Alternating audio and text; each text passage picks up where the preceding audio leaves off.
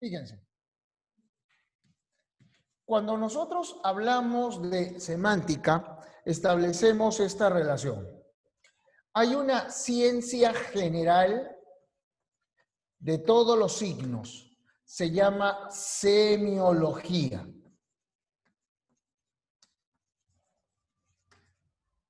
Y una ciencia que tiene un objeto particular de estudio, que es la lingüística.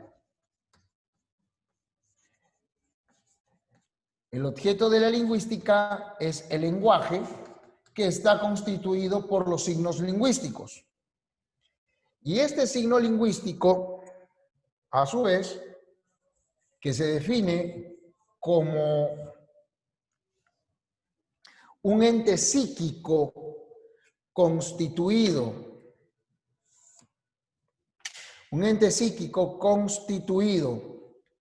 por dos planos. ¿Y por qué es psíquico? Eso también creo que hay que aclararlo.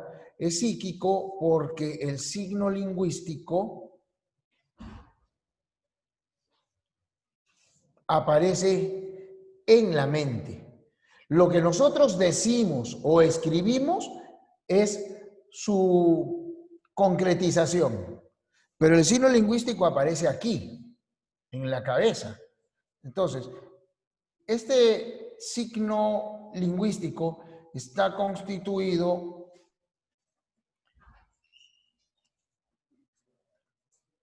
por dos planos, que son el significado y el significante, que a su vez son estudiados por la semántica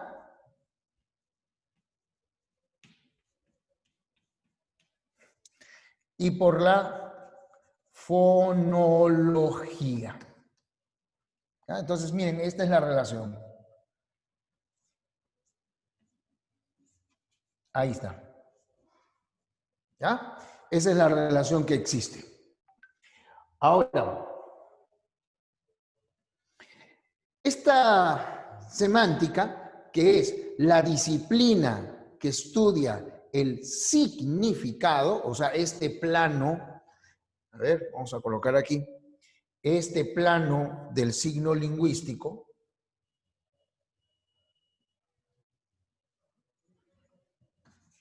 nos permite, decía, este estudio de la semántica, nos permite establecer relaciones entre las palabras. ¿Ah? Entre las palabras. El significado es entonces el concepto, el significado es entonces la idea y el significante es la expresión, la sucesión de sonidos que nos permite a nosotros poder relacionar las palabras. Ahora, ¿cómo es que se van a relacionar estas palabras? ¿Cómo es que se van a relacionar estas palabras? Puede ser a través del significado o puede ser a través del significante. Ya vamos a verlo dentro de un momento. Entonces, empecemos hablando del signo lingüístico.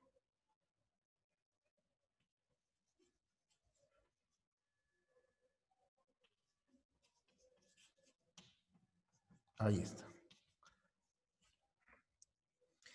Entonces, este de acá es un ente psíquico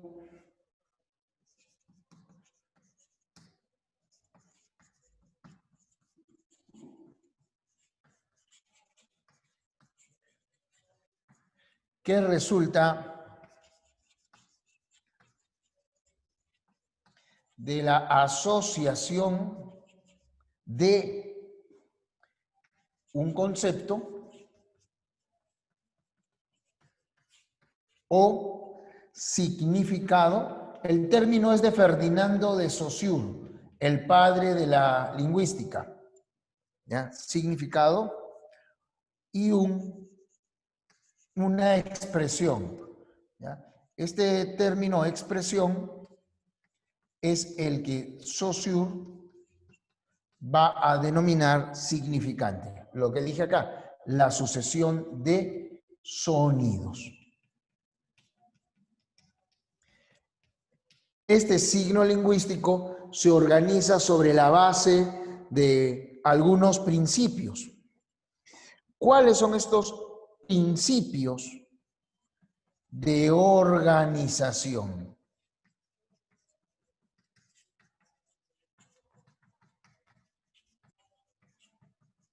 Atención. El primero es el principio de arbitrariedad.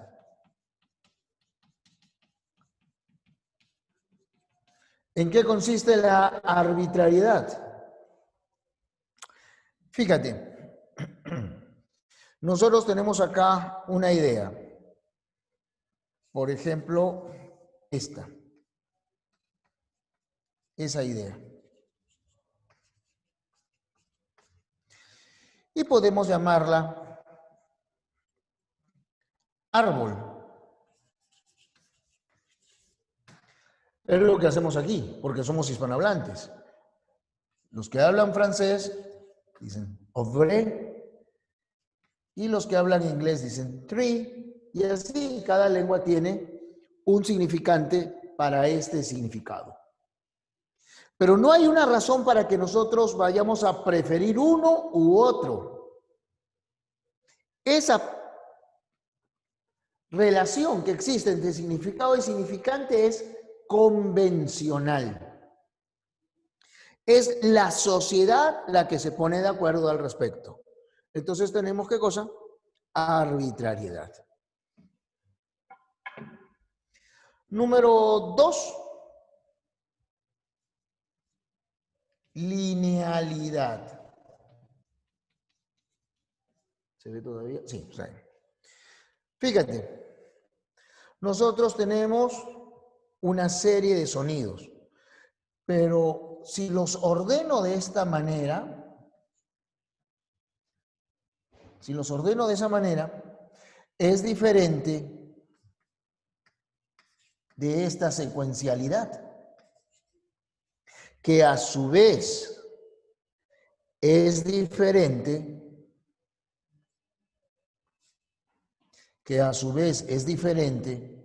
de esta otra secuencialidad. Es decir, en la estructura del significante, los sonidos deben ser articulados uno tras otro. Solo si es que se mantiene ese orden, podemos nosotros establecer la relación con un determinado significado. Por ejemplo, en esta secuencia, la correspondencia es con el significado de un sentimiento. En esta secuencia, la relación es con el significado de algún instrumento que carece de punta. Y en esta secuencia,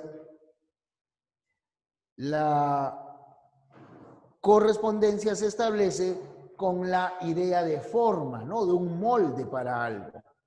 Si nosotros alteramos la secuencia, cambia la relación. No se puede relacionar con sentimiento, no se puede relacionar con un molde, no se puede relacionar con sin punta. Es decir, la linealidad se verifica en el significante y consiste en que para cada significado los sonidos deben organizarse uno tras otro en determinada secuencia que permita un significante adecuado a ese significado.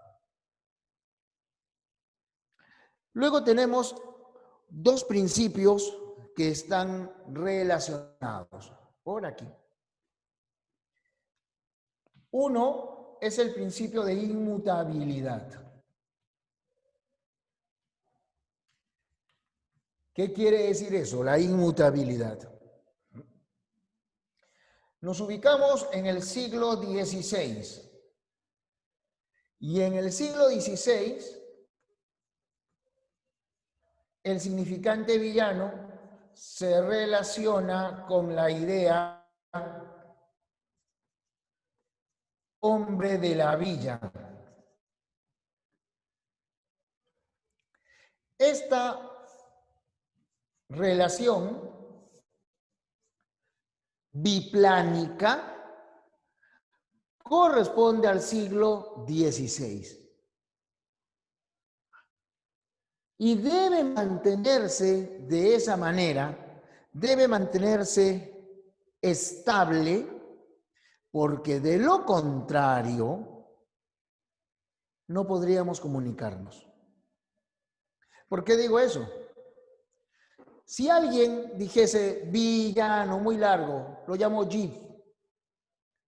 Yo lo llamo llano, lo llamo villa, lo llamo ano. Cada quien podría utilizar el término que quisiera, porque dicen, sí es arbitrario, pero no lo pueden hacer porque la relación es inmutable. ¿Te imaginas si no fuera así? Si la relación no fuera inmutable, entonces cada quien podría alterarla y caeríamos en la confusión babélica. ¿Conoces la historia de la Biblia? Un día los hombres que construían la Torre de Babel comenzaron a emplear cada quien su propia lengua. Y entonces ya nadie se entendió. Eso sería lo que ocurriría entre nosotros. Por ahí veo que han establecido la secuencia mora. Ojo, mora no es la que está aquí. ¿Por qué? Porque este sonido que ven acá es un sonido vibrante. En cambio el de mora es suave.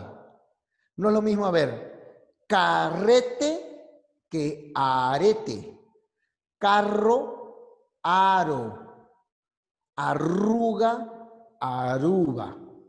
¿No? Son distintos sonidos, por eso es que no hemos puesto mora. Bueno, regresamos. Esta relación se mantiene. Igual ocurre con todas las palabras para cada época, ¿ya? Para cada época, para evitar la confusión babélica. Pero, número 4, también es necesario que exista mutabilidad. ¿Por qué? Fíjate, siglo XVI, ya vamos de frente, siglo XXI. En el XVI, la relación es entre villano y hombre de la villa. Pero en el siglo XXI, la palabra villano significa malvado, malhechor.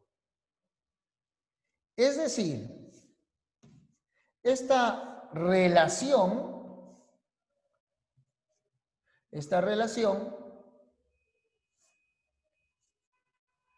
ha cambiado. El cambio se produce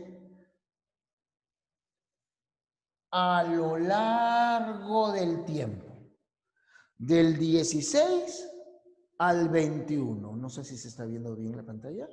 Del 16 al 21. ¿Y por qué? Porque es necesario también que la lengua cambie para que se establezca cómo está cambiando la sociedad.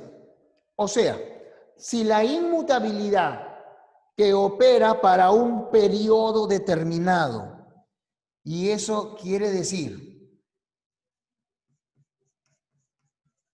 sincrónicamente, o sea, para un periodo determinado.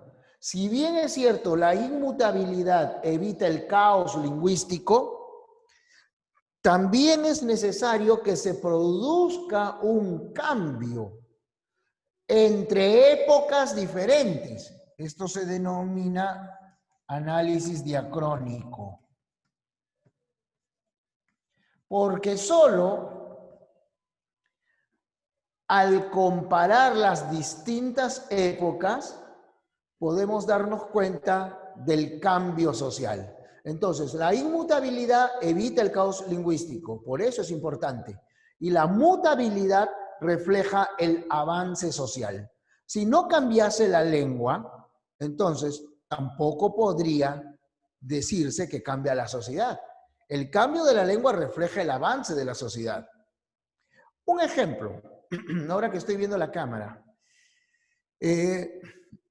Cuando se inventó ese proceso por el cual una imagen queda impregnada por medios fotoquímicos en un papel o en una placa, el primer término que se empleó fue daguerrotipo. El mismo proceso, impresión de una imagen por medios fotoquímicos en una superficie, es el que se aplicó luego en la fotografía. Hoy ya pocos usan la fotografía. Ahora se habla de digitalización, ¿no? La imagen se digitaliza.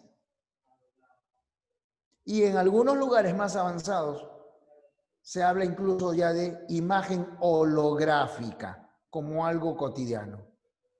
Ustedes ya deben haber visto, ¿no? En algunas tarjetas bancarias, como medida de protección, hay hologramas.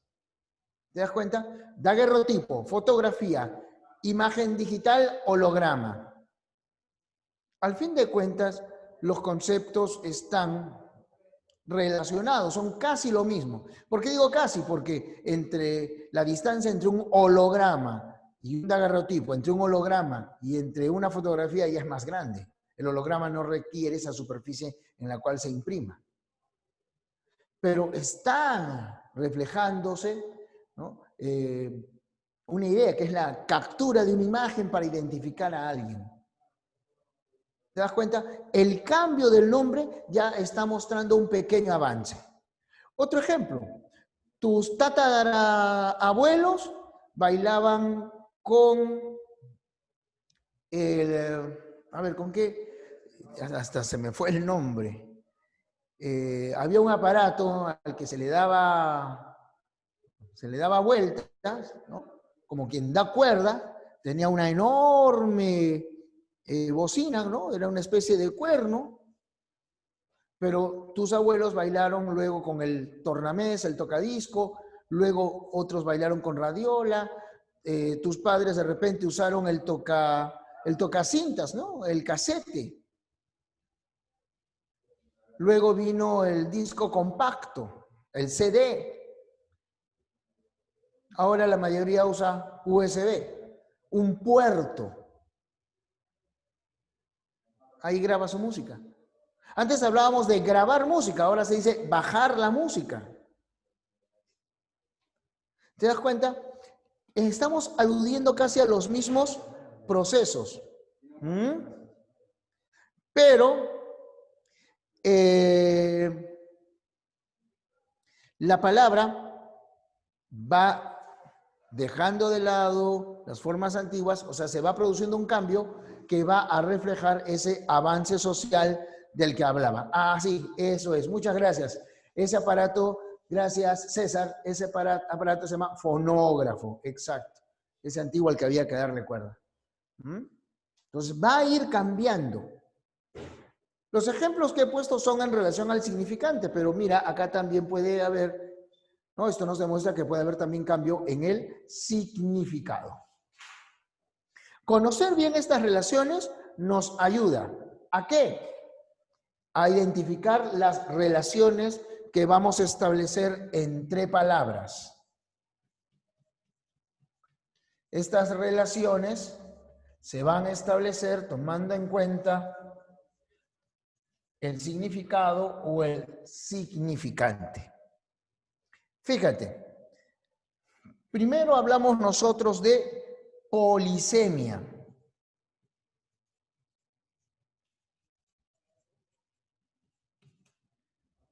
La polisemia es la relación que se establece entre un significante con varios significados. Pico puede ser el aparato bucal de un ave. Pico puede ser la cima de una montaña. Pico puede ser una herramienta. Pico puede ser parte de una jarra, parte de una botella. ¿Y por qué? ¿Por qué esta palabra, este significante, se puede relacionar con estos significados? Estos significados deben tener por lo menos un elemento común. A ver, ¿qué tienen en común estos significados?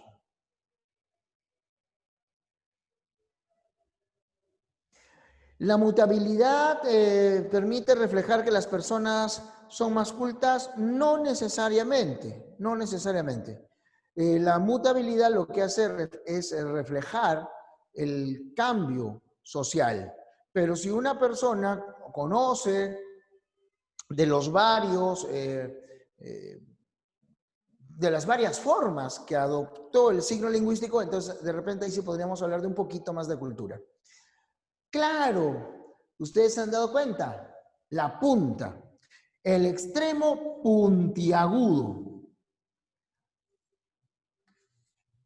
A eso se denomina sema. La polisemia, bueno, poli, varios, semia, significado. El sema es un rasgo caracterizador. ¿Ya? El sema es un rasgo distintivo. Por ejemplo, si yo digo, a ver, yo voy a dar varios semas, voy a mencionar varios rasgos y vamos a ver con qué lo relacionan. A ver, animal, mamífero, cánido, doméstico, ladrador. Repito, animal, mamífero, cánido, doméstico, ladrador. ¿Con qué se relaciona? Así es, perro, ¿no? Lo que ustedes han mencionado, lo que ustedes han escrito es el significante. La idea que apareció en su cabeza es el significado. Y cada una de las características que yo mencioné es el sema. Cuando nosotros relacionamos semas, obtenemos un significado que podemos expresar, que podemos compartir mediante el significante. Por eso, cuando se habla de polisemia, es porque entre estos distintos significados hay por lo menos un sema, un rasgo común. Generalmente se establece por semejanza física, pero a veces no es semejanza física. Y voy a usar para el ejemplo una palabra que han puesto por aquí, cabo. En efecto, la palabra cabo es polisémica. Cabo es la más baja graduación en los rangos militares, ¿no? Cabo. Cabo es también un extremo a través del cual termina, ¿no? o se adentra en el mar un pedazo de tierra. Por ejemplo, ¿por qué creen que esa ciudad al sur de África se llama Ciudad El Cabo? Cabo es lo que queda después de consumir una vela, ¿no? El extremo que queda. ¿Por qué la palabra cabo refiere a lo que queda de consumir la vela? ¿Al más bajo rango militar o a la parte de tierra que se adentra en el mar? ¿Cuál sería el sema común? Este es un poquito más difícil. ¿Cuál sería el sema común? Muy bien. Ahí está que te vacilas, pero es la razón. Es lo más bajo de lo más bajo. Es el extremo. ¿Se dan cuenta? Aquí ya no fue semejanza física, sino fue por uso especializado. Cabo se utiliza para nombrar lo más bajo, lo extremo, lo que queda, lo inferior en distintas actividades. Es uso especializado. Igual ocurre con operación. Operación significa hacer algo. Y tú haces algo, por ejemplo, en la matemática. Resuelven una operación y tendrán la medida del ángulo. Esa operación le salvó el hígado, ámbito de la cirugía. Con esa operación, la Bolsa de Valores de Lima incrementó su ganancia en 45 millones de dólares. Hacer algo en el campo de las finanzas. Hacer algo. La polisemia tiene su causa, ¿no? Tiene su origen en dos circunstancias.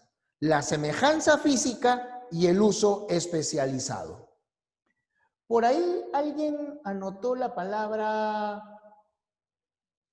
homógrafas. No, la homografía es una forma de homonimia.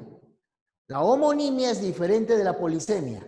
Ya voy a llegar a la homonimia. Espérenme un ratito. Entonces, si ustedes gustan, pueden anotar sus causas son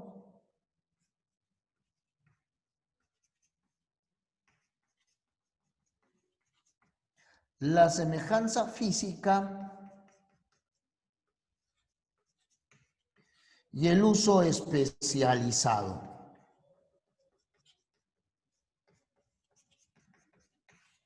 En el fondo, la causa es solo una, psicológica.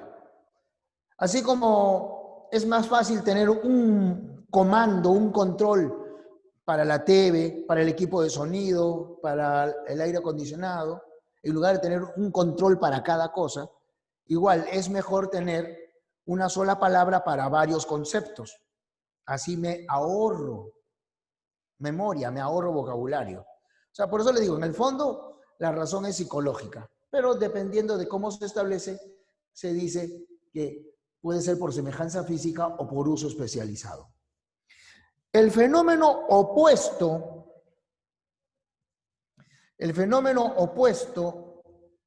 a la polisemia es la sinonimia. ¿Por qué es el fenómeno opuesto? Porque en la sinonimia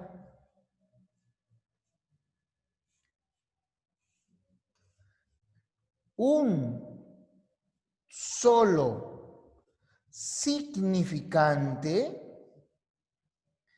solo significante se relaciona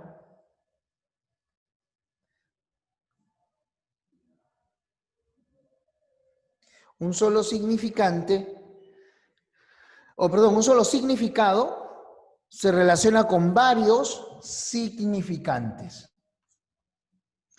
Por ejemplo, flaco, delgado, esmirriado, descarnado, magro, etc. Polisemia, un significante, varios significados. Sinonimia, un significado, varios significantes. Es al revés. ¿Ya? La sinonimia es entonces el fenómeno opuesto a la polisemia.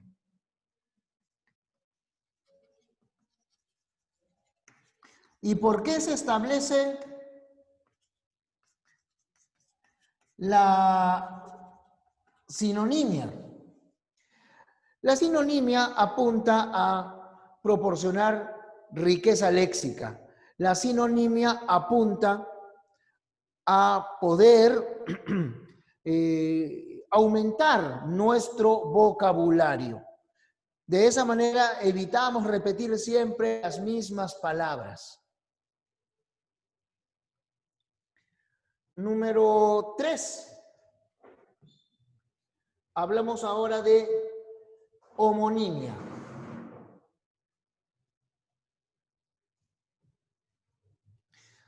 La homonimia es la relación entre palabras, la relación entre palabras que, mucho brillo, la relación entre palabras que no tienen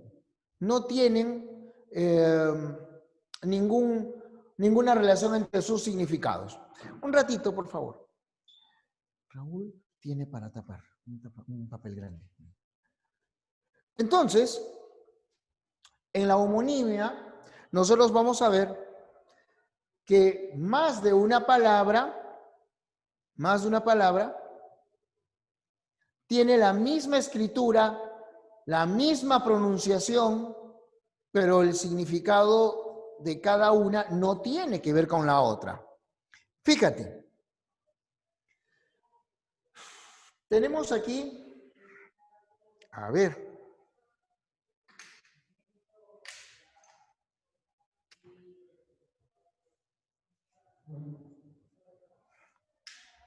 tenemos nosotros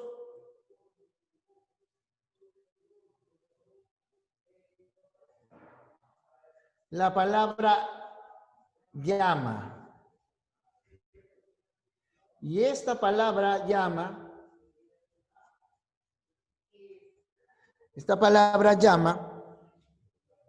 de aquí, llama de aquí, que alude a la masa gaseosa en combustión, ¿ya? Alude a la masa gaseosa en combustión, es un nombre.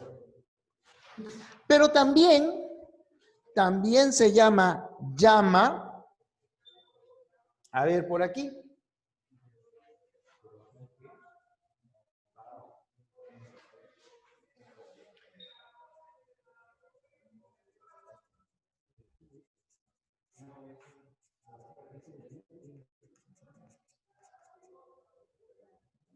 ahí está.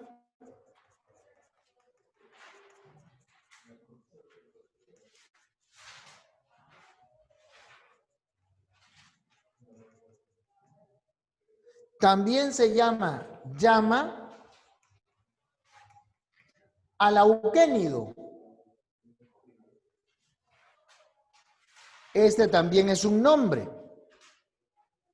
Y también se llama a ver, se llama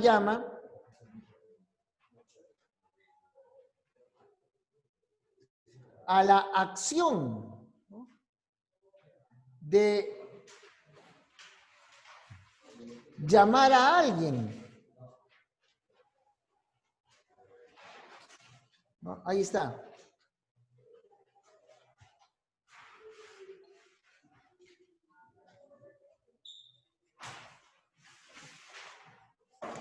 Llama a alguien, ¿no? Le pasa la voz a alguien. Ahí está. Llama a alguien. Y en este caso se trata de un verbo, el verbo llamar. Los orígenes incluso son diferentes. Proviene del latín flamare, del quechua chama, del latín clamare. Pero con el tiempo, esos significantes llegaron ¿a qué? Llegaron a coincidir. Entonces, lo que nosotros estamos viendo, fíjate, es un fenómeno de coincidencia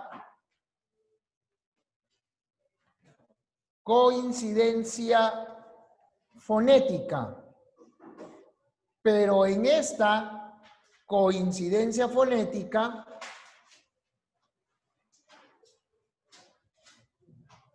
los significados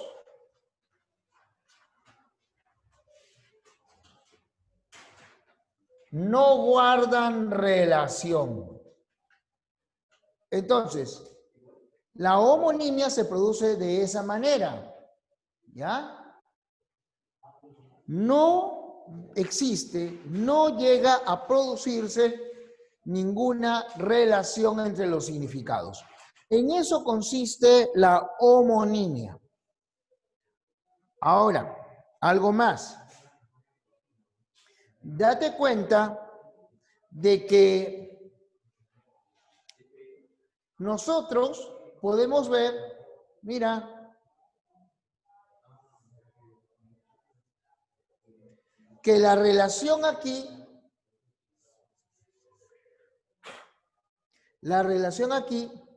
es de un nombre con un nombre. Y acá la relación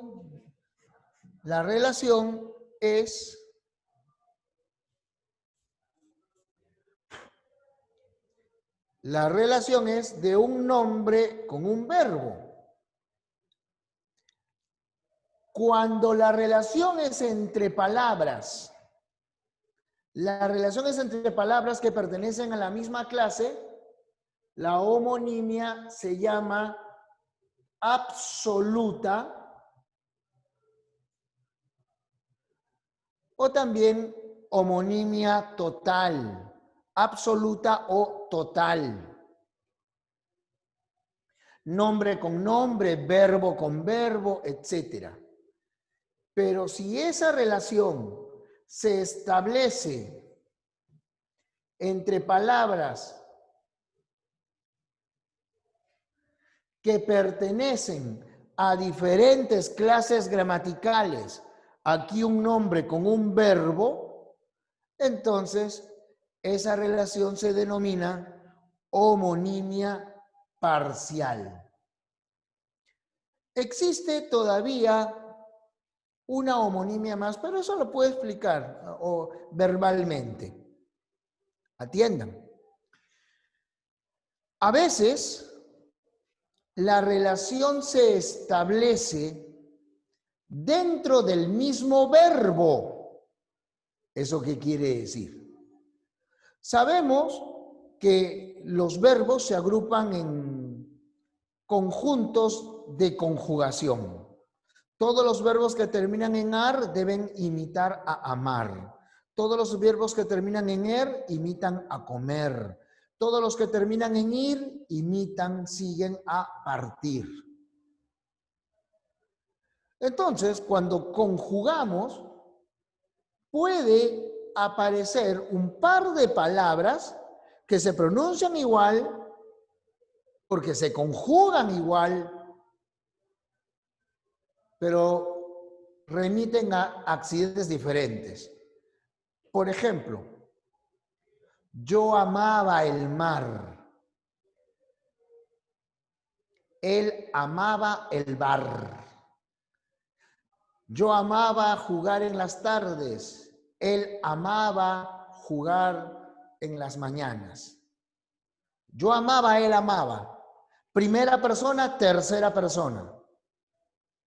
Pero la conjugación ha determinado que la palabra sea igualita. Amaba, amaba. Otro ejemplo. Yo bebía solo agua. Él bebía gaseosa. Yo, primera persona. Él, tercera persona. Es el mismo verbo. Se está pronunciando igual, pero responde a diferentes accidentes. Otro ejemplo. El modo subjuntivo indica una posibilidad, indica un deseo. Entonces, ojalá sea más amable. Ojalá logre aprender ese tema. Él logre. Él sea.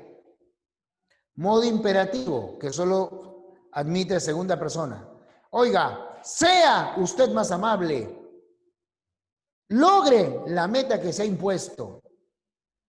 ¿Se dan cuenta? Tercera persona, segunda persona.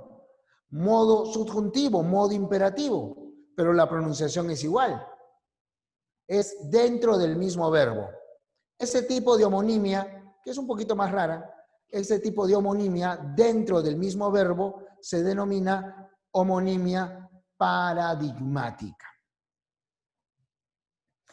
Ahora, atención, ustedes postulan a la uni. Entonces, como postulantes a la uni, les vienen, y de repente alguno se va a animar por católica. En católica, la tercera parte del examen es redacción. Entonces, les interesa conocer, ¿no?, esta diferencia entre homógrafa y homófona. Cuando las palabras se pronuncian y se escriben igual, se llaman homógrafas. Pero si la escritura es diferente, pero se pronuncia igual, como bate y bate, como hola y hola, como haya, haya, haya,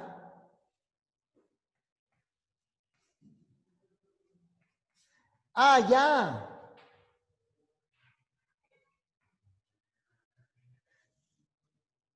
Entonces hablamos nosotros de homofonía. Y en este caso, en que ya son dos palabras y no una, en este caso hablamos de homonimia sintáctica.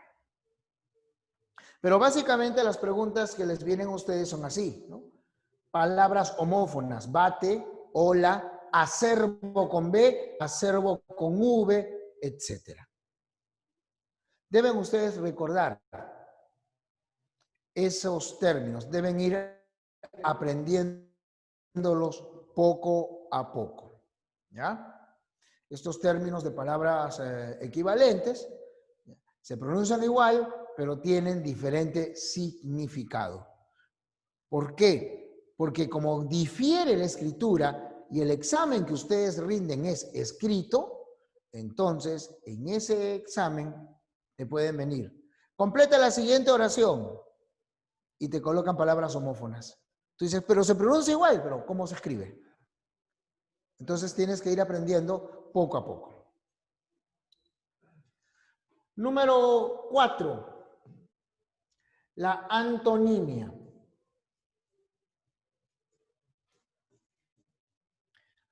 Ya mucha luz, ¿no? ¿Y si borramos allá? ¿Ya? A ver, creo que mejor borramos por este lado para evitar el brillo. ¿Ya has tomado foto? ¿Ya?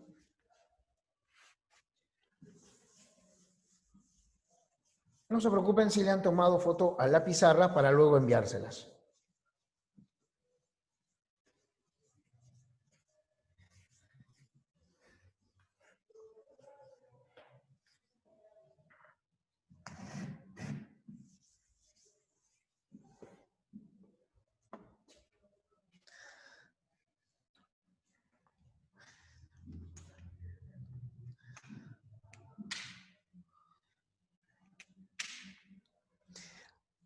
Decía entonces la antonimia. A ver, por acá.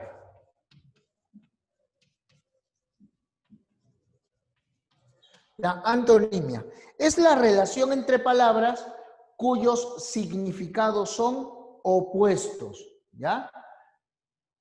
Los significados son opuestos. Hay dos clases de antonimia.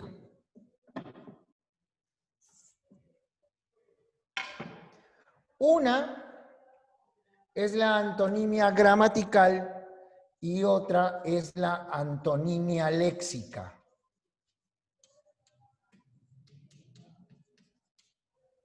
O lexical. La antonimia gramatical se indica mediante un prefijo.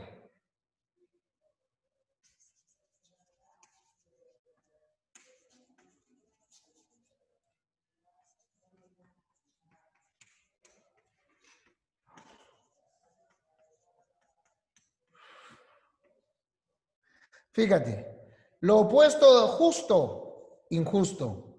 Lo opuesto a hacer, deshacer. Lo opuesto a biótico, abiótico. Entonces, ese tipo de antonimia se denomina gramatical. Y la antonimia léxica es la que se establece cuando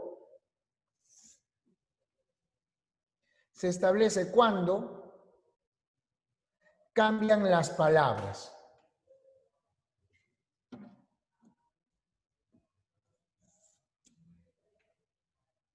Y hay 3 clases de antonimia léxica. Tenemos la complementaria,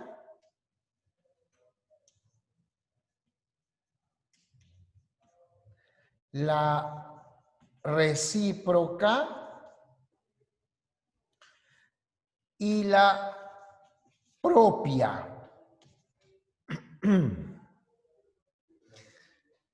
La complementaria se establece por exclusión. ¿Por qué decimos eso? Porque un concepto excluye al otro. Por ejemplo, o estás afuera o estás adentro. O estás arriba o abajo. Estás vivo o estás muerto. O estás sano o estás enfermo. No hay puntos intermedios. La recíproca, en cambio, se establece por inclusión. Es decir, un elemento requiere del otro. Uno no puede aparecer sin el otro. ¿Por qué hay padre? Porque existe hijo. ¿Por qué hay comprador? Porque existe un vendedor. ¿Por qué hay maestro? Porque existe un alumno. No hay padre sin hijo, no hay maestro sin alumno, no hay comprador sin vendedor. La antonimia propia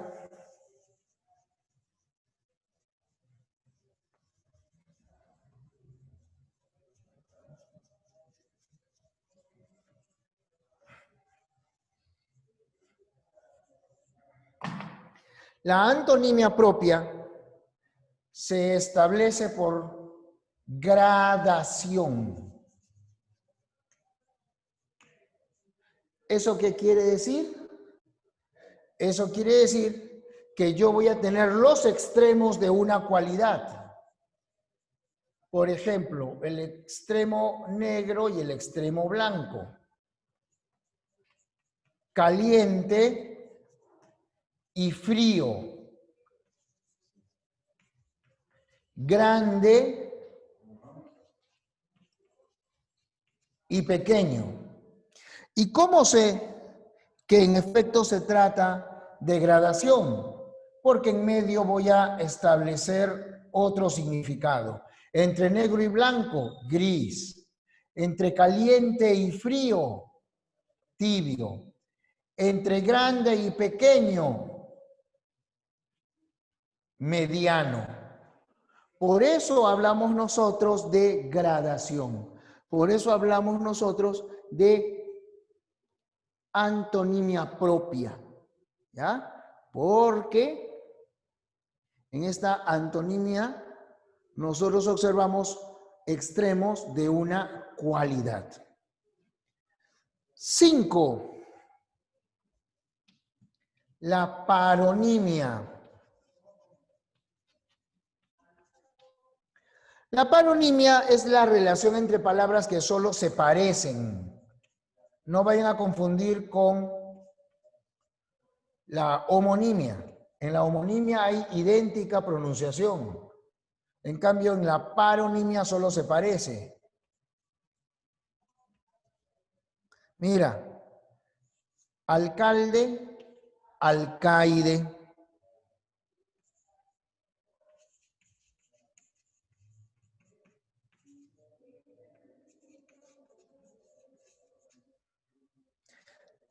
Absorber, absorber.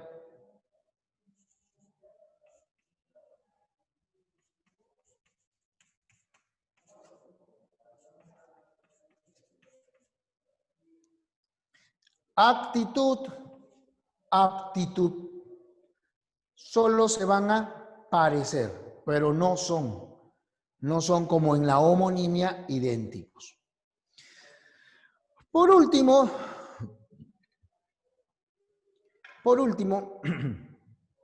les puedo decir que estas palabras pueden,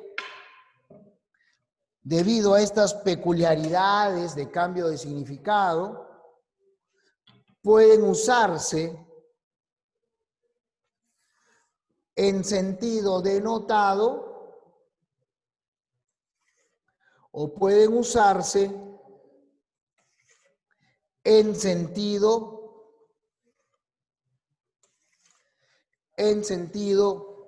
connotado. ¿Ya? Vamos a colocar acá.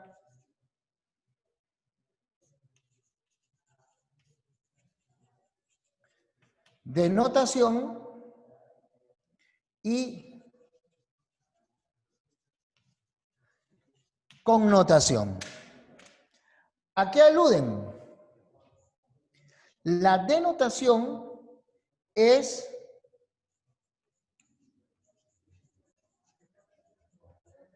el uso general, el significado real, la primera acepción. Y la connotación es el uso subjetivo, que se establece según las circunstancias. Son los usos de interpretaciones secundarias, derivan del individuo. Por ejemplo,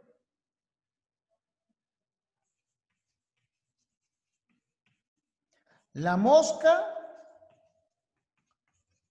transmite enfermedades.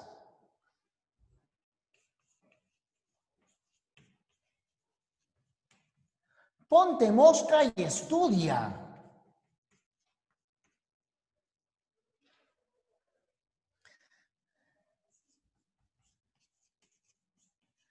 El sapo caza moscas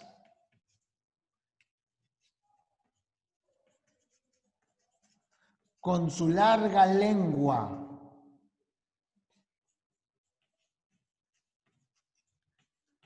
No seas sapo y cállate.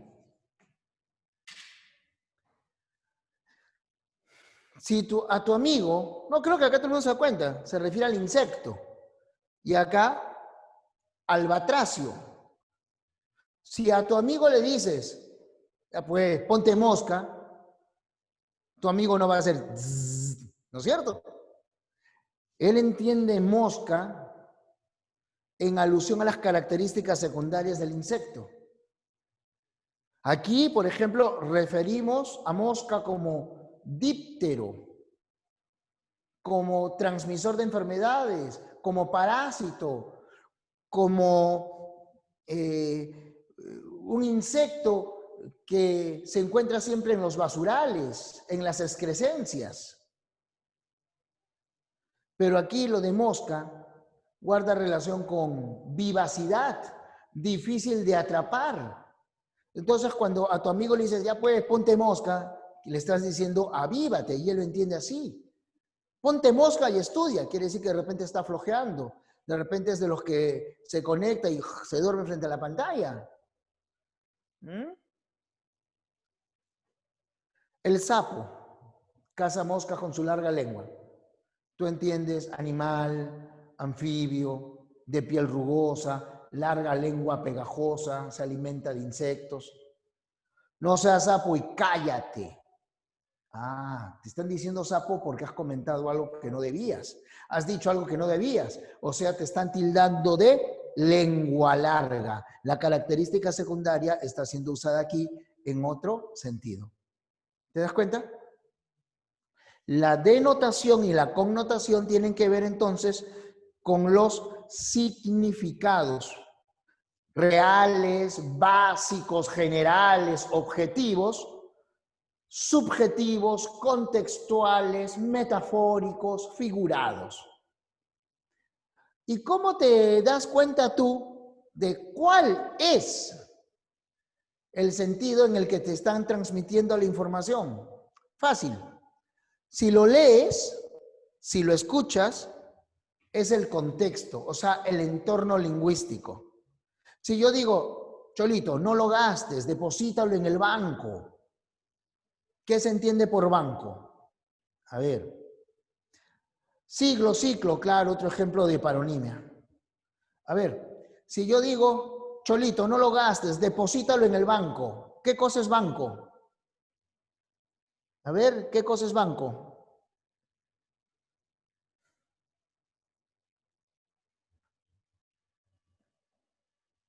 No sé si están ahí.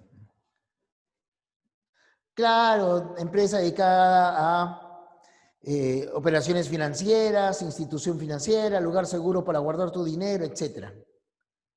Y si yo digo, manito, tráeme un banco que estoy cansado, entonces tú me traes un asiento.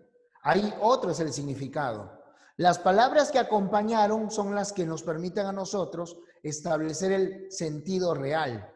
Esas palabras que acompañan se llaman contexto. A veces, y esto lo vimos en la primera clase, a veces es la situación, o sea, el lugar, el tiempo.